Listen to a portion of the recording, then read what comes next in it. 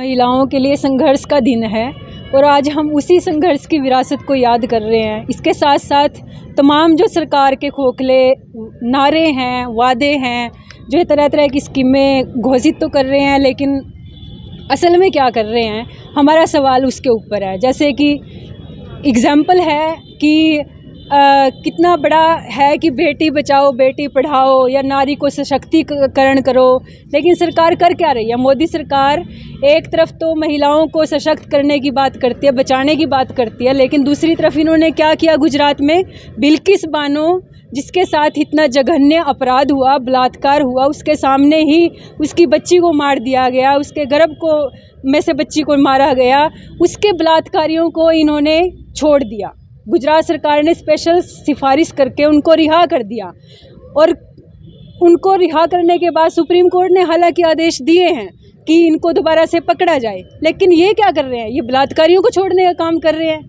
क्या कर रहे हैं? डेरा सच्चा सौदा गुरमीत राम रहीम, जिसको सज़ा मिली है बलात्कार में, मर्डर में, उसको ये हर महीने जब भी कोई चुनाव होता है तब उसको ये बाहर निकाल लेते हैं। यानी कि आप बलात्कारियों के साथ इतने कंधे से कंधा मिला के खड़े हो, उनको संरक्षण दे रहे हो, तो आप क्या बेटियों को बचाने की बात कर सकते हो? क्या महिलाओं को सशक्तिकरण की बात कर सकते हो? इनका पूरा का पूरा चेहरा साफ हो जाता है। जो इन्होंने बृजभूषण शरण को जो इन्होंने संरक्षण दिया है, कुलदीप संगर को जो संरक्षण दिया है, कठुआ कांड में जो बलात्कारियों के लिए इन्होंने पूरे के पूरे वो निकाले हैं, मार्च निकाले हैं, तो इनका ये पूरा का पूरा चरित्र महिला विरोधी है। ये क्या चाहती हैं महिलाएं? मैं ये चाहती हूँ कि महिलाओं को सुरक्षा की गारंटी हो, और जो ये हिंदू राष्ट्र की बात करके ये कहना चाहते हैं कि महिलाओं के लिए ये हिंदू राष्ट्र में बड़ा कुछ हो जाएगा, ये टोटल महिलाओं को गुलामी की तरफ धकेलने का है। मनुस्मृति महिलाओं को पैरों की जुत्ती बनाना चाहती है।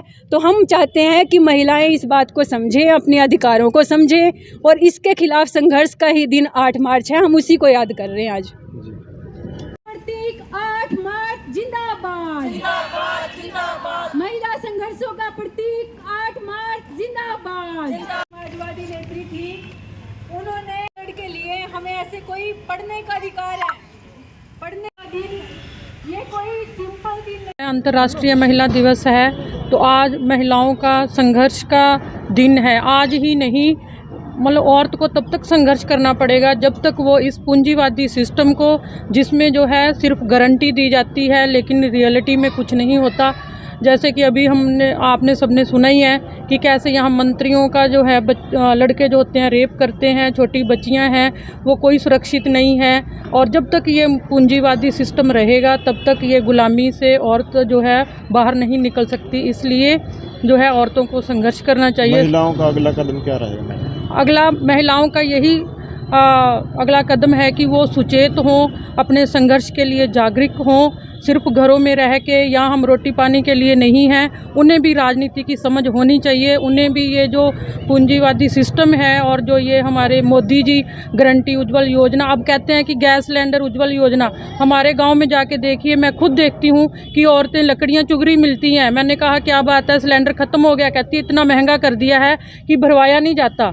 तो यहाँ से हमें पता चलता है कि एक तरफ आप जो है इस तरह की नौटंकी करते हो, लेडीज़ ने ऊपर जो है उसके बर्तन सजा रखे हैं गैस के ऊपर, क्योंकि उनके पास भरवाने के लिए पैसे नहीं है।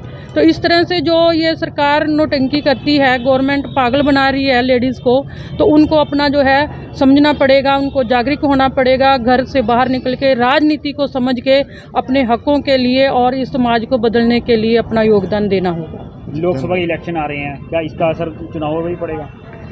चुनाव पे क्यों नहीं पड़ेगा? क्योंकि लोग देख रहे हैं कि ये कितना नौटंकीबाजी करते हैं, तो इसलिए लोग जागरूक हो रहे हैं, तो इसका चुनाव पे असर तो पड़ेगा ही। क्योंकि लेडीज समझ रही हैं कि ये कहते कुछ हैं करते कुछ है। तो इसी तरह से जो भी है ये हम एक्सपोज करेंगे और औरतों को जागरूक करेंगे, ताकि उनके जो है ये सरकार की पॉलिसियों को समझ सकें। ये गारंटी नहीं है, ये तो मोदी की चुनाव की गारंटी है कि वो जीतना चाहता है। और ये खतरनाक जो मानसिकता है, जो सांप्रदायिकता की मानसिकता है, इसको हम एक्सपोज करेंगे।